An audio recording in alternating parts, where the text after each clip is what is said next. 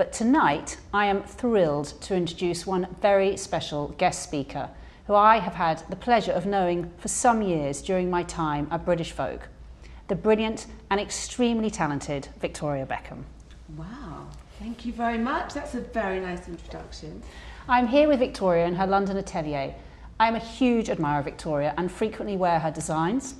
Her work ethic is astounding, her drive and ambition hugely impressive, while the love and loyalty for her family is at the centre of her world. I also happen to find her extremely funny and love spending time with her. Fashion designer, former member of Britain's biggest female pop outfit, and head of Britain's other royal family, to call Victoria Beckham a powerhouse would be an understatement.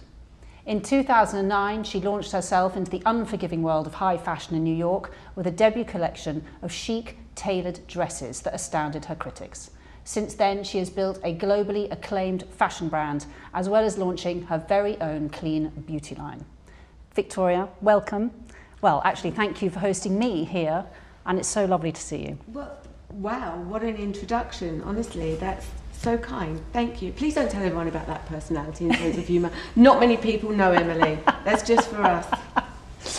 Now, I have missed dressing up in these lockdowns more than I can say. Mm-hmm. And I know that you love a bit of a dress up too.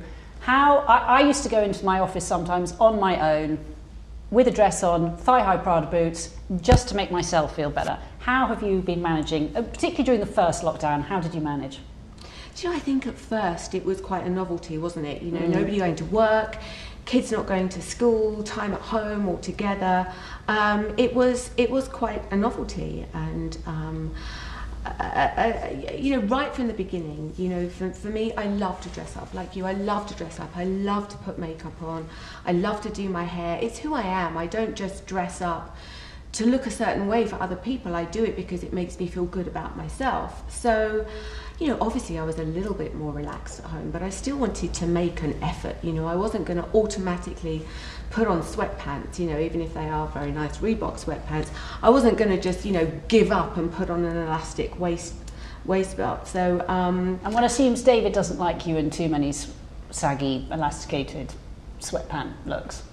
I don't know, I mean, he likes me to dress casually, but you know, every day I was still working, I was still getting up, I was on Zoom calls like everybody else, and you know, I'm quite a cheerleader, and I think when things started to get difficult, you know, when the weather wasn't so great and the novelty had worn off, you know, I'm a bit of a cheerleader for the family, and I wanted to wake up every morning and be positive, and I did feel very positive, and so for me to put on, you know, nice clothes and put a bit of makeup on, look, I'm not saying I was wandering around the house in super high heels, you know, I don't want to shatter the illusion there, but you know, I still wanted to make a bit of an effort because I was still working. You know? And how are you communicating with your staff? I found particularly in the dark winter months, I put makeup on every day. I mean, apart from the horror of sort of having to look at yourself on Zoom the whole time, I felt that if you lead a team, you needed to put your best foot forward and, as you say, sort of look positive and in control. How were you communicating, and were you putting a bit of extra eyeliner on to make sure you looked together, as it were? You know, for me, really communicating with everybody who works with me across both beauty and fashion was really, really key.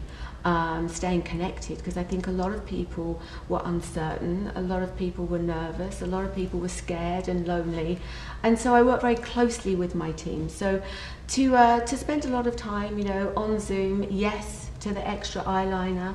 I make a great one, which I was very thankful for. You know, great caps when your hair's not looking great. Sunglasses if you've had too much wine the night before, which I think a lot of us did during lockdown as well. That's okay too. You know, got to embrace all of that. I think a lot of us made more of an effort from the waist up. Yeah, sometimes there were pyjamas below. Than we did. My husband in particular, there were a few Zoom calls that I caught him on where he literally had a shirt and tie and some shorts here and his pants, you know. And the people that he was on Zoom to would have probably been quite surprised had they seen the full look. But I think that's what everybody did. Right? That's what everybody did. Everybody. And how are you keeping your team buoyed up? Because fashion did take a hit. Shops closed. We were at home, so we were shopping less. How are you imparting, I guess, a feeling of hope and discipline too, I suppose, and kindness, because some of them may have not been having a good time? The people that work with me, absolutely. I think it's been such a difficult time for everybody. I feel so blessed to still have a business. I hesitate to say post-pandemic, because we are still in pandemic, but I feel very lucky to have a team that have worked so incredibly hard during this time. You know, there's been lots of board meetings, lots of talk about restructuring and what are we going to do. You know, people are shopping very, very differently to how they were over a year ago, and the fashion industry has certainly taken an enormous hit, and I feel very lucky to still have a business. And how were you, as you were seeing all these, as you were seeing the changes that we were taking on in our daily lives, you know, because we were at home, we weren't going out as much. Looking forward though, how much is that going to impact your collections moving forward? Do you think we're going to bounce back and we're going to all be back in high heels and it's back to high-end office wear, travelling, going out for parties? Or do you think, rather like the working office, it might all become a bit hybrid and we'll keep a lot more of that sort of more cosy at home dressing? What's going to be what have been the changes for you? I really hope people will put on their high heels and will put on some tailoring and will put on wearing high heels. We'll be flying the flag for high heels. We for will sure. I suppose, look, it's getting the balance between both. I mean, let's hope that, you know, now that people are going out a little bit more, you know, gyms are open, maybe people will feel a little bit more confident in themselves. I mean, the fact that people that are used to being healthy and working out haven't been able to do that for such a long time, that changes how you feel about yourself and how you want to dress. And I suppose, you know, that can make you feel less good about yourself, and therefore you do want to bury yourself under clothes. But once people are able to get out, socialising, working out again, I really hope people are going to put on a power suit to go to work and put on a nice dress. I don't want to dress the way that I was dressing in lockdown. That's very old season, right? Can we say that? Let's dress up. Let's be optimistic. I'm not saying it's got to be, you know, it's got to be anything crazy, but let's feel empowered. And what better way to do that than dress to make yourself feel like the best version of yourself? But do you think if we do move to a sort of hybrid office working, which I think we will see some of that, but I'm not fully sold that people are going to work from home, but it might be 1 or 2 extra days working from home. Would you add a few more things into your collection to take that into account? So a few more sweaters, a few more shirts, something a bit more casual when you still need to be on a Zoom meeting at home, but you've got to look like you're working. I mean, I think that is very much part of my collection anyway. We have lots of denim, we have lots of jumpers. You know, obviously I have my collaboration with Reebok that has just done incredibly well during the lockdown. With regards to working from home, you know, for me, the novelty wore off pretty quickly. You know, I loved being at home with David and the children, but especially for a creative person, you know, I like to be around my team. I want to see the clothes, I want to feel the fabrics. For me, bonding with the people that I work with is really, really important. So I don't know if working from home is going to work. I in the long term. I don't know. And do you think some of the limitations you had in working, sometimes limitations can be liberating? I mean, I think you said that yourself. How did you find designing being away from your team a lot? I mean, at first, like I keep saying, you know, it was a bit of a novelty. You know, mood boards in the kitchen. You know, David complaining whilst he's trying to make his lunch that there's a mood board and like packs of fabric everywhere. So it was fun at first. I mean, let's not forget that the first lockdown was when we were working on a pre-collection. The weather was incredible. It was totally acceptable to have a glass of wine late afternoon whilst you're working from home, and it was fun.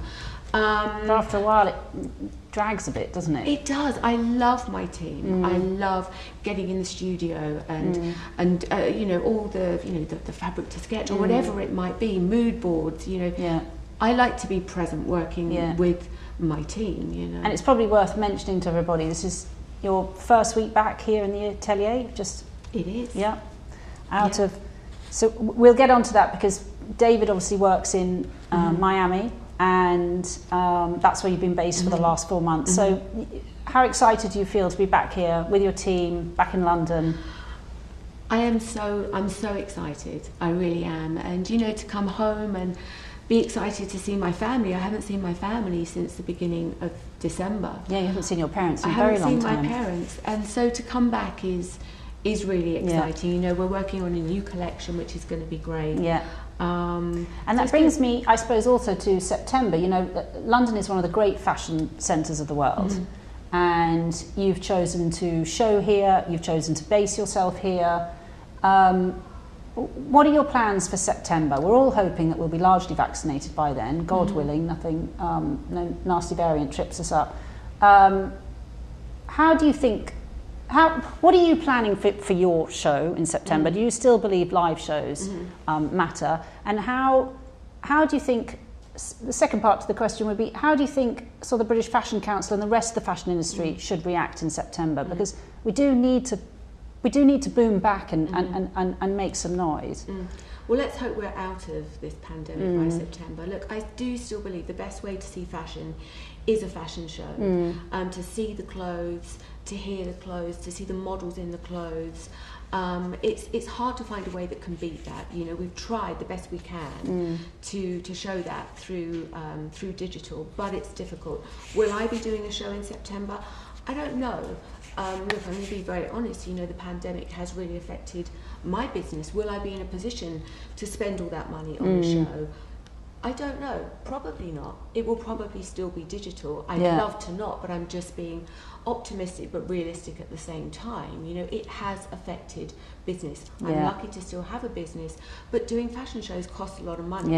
I did hope when the pandemic first hit that it would make the fashion industry a more even playing field. Because I thought everybody's going to be forced to be more creative. It's going to be less about just spending money on the big shows, flashy shows, lots of marketing, flying editors from one side of the world to the other. But sadly that didn't happen. You know, it continues to happen. The big shows are still happening from the big houses.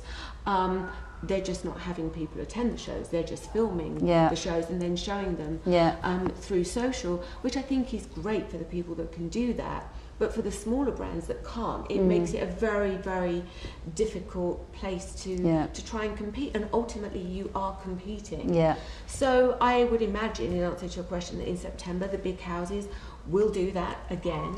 And the smaller houses will just have to find other ways. More creative ways to get the engagement, to get the attention, to communicate their collection, their creativity. I mean, you've always been very big on the sort of one-on-one personal relationships you built with your customers and B, the fashion world.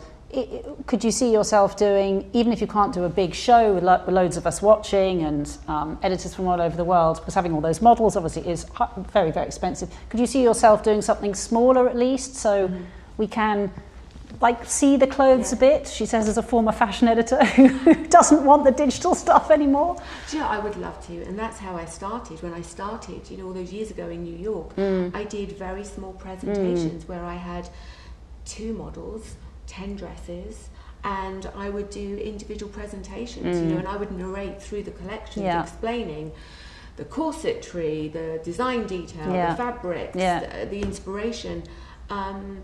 So maybe we will take it back to that. I would love to do something. You know, I enjoy that. I enjoy seeing the clothes, explaining, you know, the story behind the clothes and the creative process. And given that the creativity of London, the fashion creativity of London, do you think there's an onus on all brands, particularly those with, I mean, yours where you've got very high profile, others that have got the finances like Burberry, is that, and you know, the British Fashion Council, that we all need to work together to help the younger designers and brands, because they're the upcoming talent. They're the people that you hire to work with you.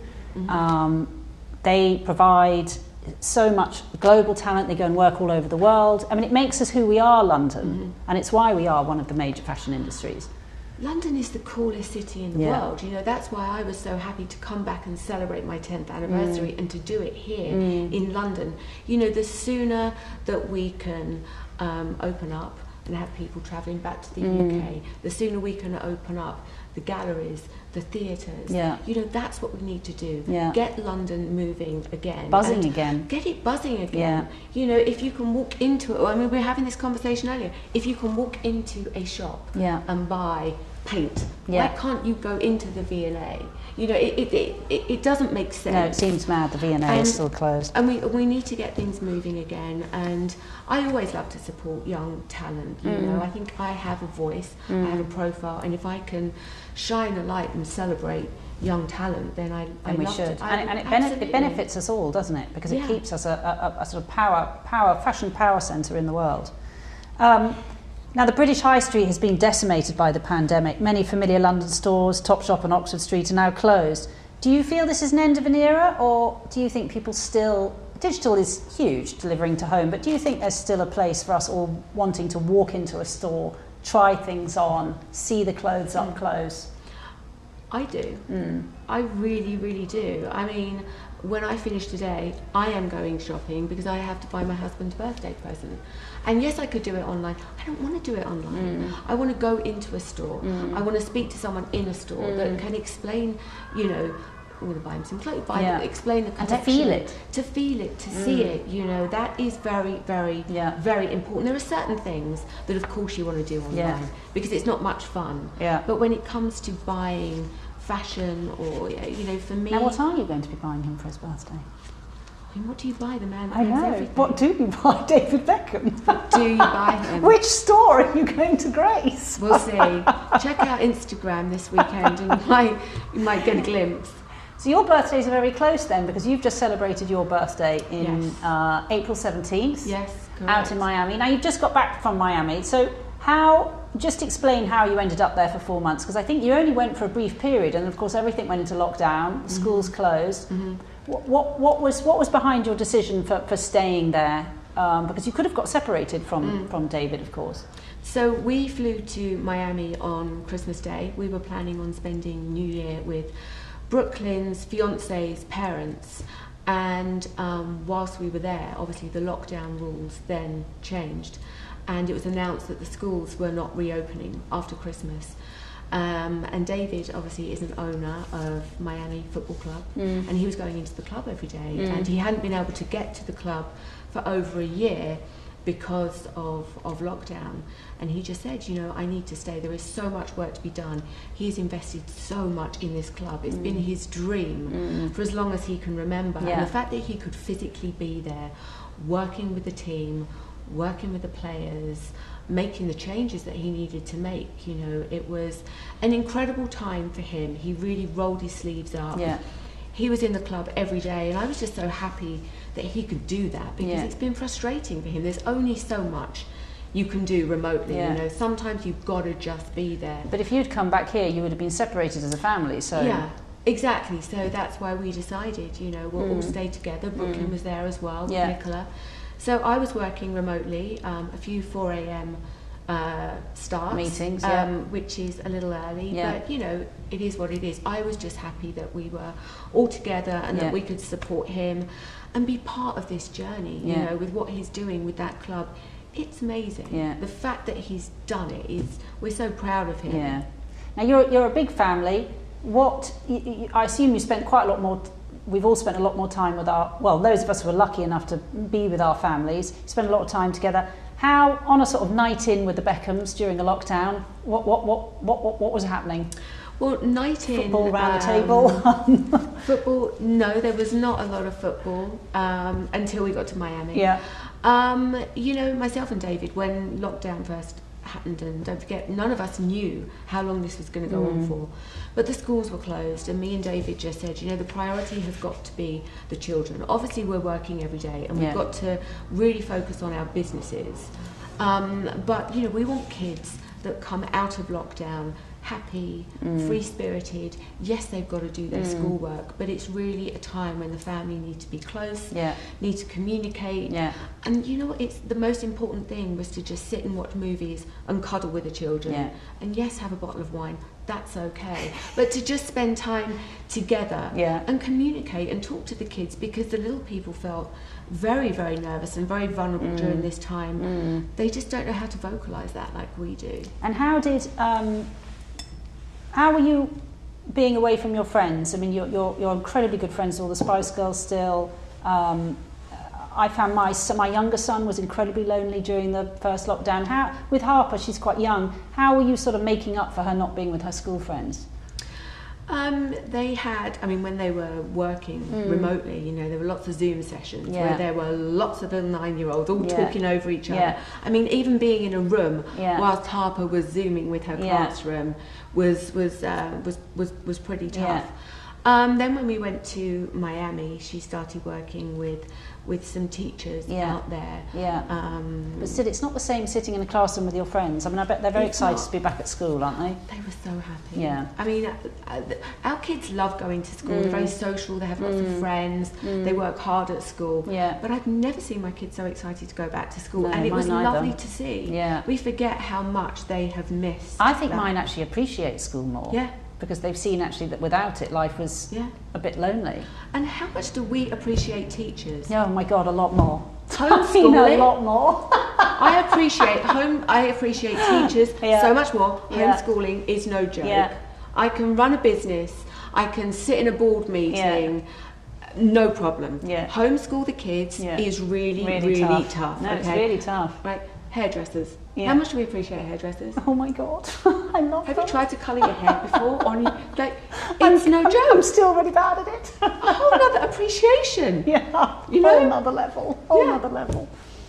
And you're an incredibly positive person, Victoria, and I've always, when I spend time with you, I always think that's one of the really big things about you and a family and David, is that you've got this incredible sort of positive attitude to going out and getting what you want, but also keeping a sort of, not moral, that sounds too, but you know, I think everyone probably views you as very high flying, this incredible life, and of course you do have that, but I also think there's something very grounded about you as a family and you as a person. I know you would have been giving your children positive messages around the pandemic. What kind of things were you telling them that they should try and learn from this? I mean, I said to the kids, try to dress it up. I mean, let's be honest, it was tough at times. You know, I would say to them, you're lucky to be living through this. You are living through history. Your children and your grandchildren will say to you one day, Mummy, what was it like when you couldn't leave the house for days, weeks on end, you know?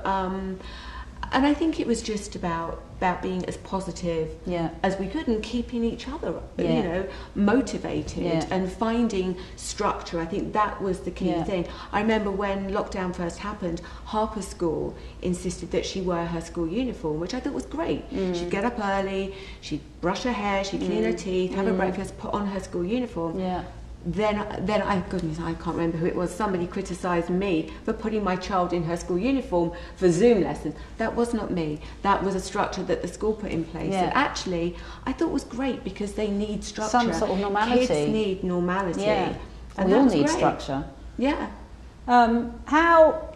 That's why you put your heels on every day. Yes, in the office by myself. Kept me going, kept me sane. Totally. I mean, it's probably hard. I think one thing we've probably all learned, I don't know if you agree with this, that probably some of us look at the future a bit too much sometimes and worry about the future too much. And if anything this pandemic has taught us, we don't know what's around the corner. So this is a difficult question to ask, but there's many challenges ahead, I think, for many, many businesses. Where would you like to see your business in a year's time? Where do you think it will be? And what are some of the challenges you think you've got to overcome in the next year? Goodness. I mean, you know, the fashion business is difficult. And, you know, for me, it's about, you know, breaking even is key. And that, unfortunately, was where we were on track before the pandemic. That being said, you know, I think that you know, obviously lots of wholesale accounts, you know, have are no longer afloat, if you like. Yeah. And so what that has done is actually brought those customers to our website. Yeah. So last year, actually, the traffic to our website and sales of clothes increased. Just in the UK alone, over 30%. Yeah. And your digital business probably grew, didn't it? It really did. So even though that, you know, that was sad and that was a negative, you know, that there was a positive behind that as well. And the first quarter of this year is looking good as well. So just to get the business back on track, back on its feet, get my team happy. And any launches you're planning for this year, or any launches? You've got a lot going on, but. There's a lot going on. I mean, beauty's very exciting. You know, I launched beauty a year and a half ago. Yeah. And that must have boomed pretty. That's done well during the pandemic, hasn't it? That's done very, very well. That's done very well and continues. Now that's very clean and green, your makeup. So how is that? How do you see? I mean, beauty's got a big revolution to deal with around greenness and sustainability. How much do you think that's also going to affect the fashion industry, the international shows? How much are you looking at that in your business? You know, I think we all have a responsibility, and we take that very, very seriously. You know, but when you're starting a brand from scratch, it is easier, if you like. And with beauty, right from the beginning, you know, a real focus on sustainability, inclusivity. You know, that was really key, not just with the formulas taking out all of the dangerous toxins, but with the packaging, using minimal plastics, using 100% post-consumer waste, without outer packaging, being kind to ourselves and kind to the environment. Because it's not going away, that is it. I mean, that is still the sort of numero uno thing we need to worry about in the next 10 years for our children. Exactly, but ticking all of those boxes, but then also creating the ultimate in luxury, you know, and that was the biggest challenge for us. And I think that's why people are responding how they are to the beauty. I mean, I have an incredible team. I have the best and little treats during lockdown. It just felt like it was a little treat, having a little package arrive that made you look nice on your Zoom call. 100%. And listen, no mask is going to stop me from wearing my lipstick. No. My posh lipstick. It just won't happen. Might smear a bit, but it might smear a little bit, but you can always reapply. You know, I wear these things because I want to feel good about yourself, about myself. You know. Now, what's your ideal? You've been away for 4 months. What's your ideal London night out, and what are you going to wear? Oh, ideal night out in London. I mean, it would probably be a day out in London. Yeah. I have to say, I miss not going to galleries. Yeah. I miss not going to the theatre. Yeah. You know, I feel so desperately sad for that industry and for the arts in general. I mean, how do we expect people to get creative? How do I expect my team to be creative when they can't go out, they can't do anything, they can't go to galleries, they can't go to the theatre? So for me, we're all me, looking forward to that coming back. We're all looking forward to that. You know, it would probably be take my parents to the theatre. Yeah, that's what they love. My parents. But what about this? If you were here this bank holiday, and you might be in the countryside. If you were going out on Friday night, what would be? Come on, I want the outfit, really. You want the You don't outfit. need to name the restaurant, but you know, if you're going out for dinner with your girls, I want you need to talk me through the outfit. Okay, where would I go? You know, I'd probably, you know, I do love to go to River Cafe. Yeah. I went there the other day with some friends for lunch. Yeah. And I love it there. I mean, you've got to wrap up warm, right? Yeah. So you've got to have a good coat. Yeah. 100% you've got to wear a heel. Yeah. A little dress underneath. A nice little dress underneath. Well, we were talking about this, weren't we? We want a return to dresses. We want a return to dresses, a return to heels, a nice chic but warm coat, a nice. Now, what are we going to drink? Most importantly, now I'm living in it. Are we going to have cocktails? What cocktails? What is it going to be? What cocktails is it going to be? Margaritas. I got quite into frozen margaritas. Did you? Because in Miami, that's what you got into. But maybe not a frozen margarita because it'll be freezing. Yeah. So, you know, maybe a glass of red wine. I mean, I'm excited for this bank holiday now.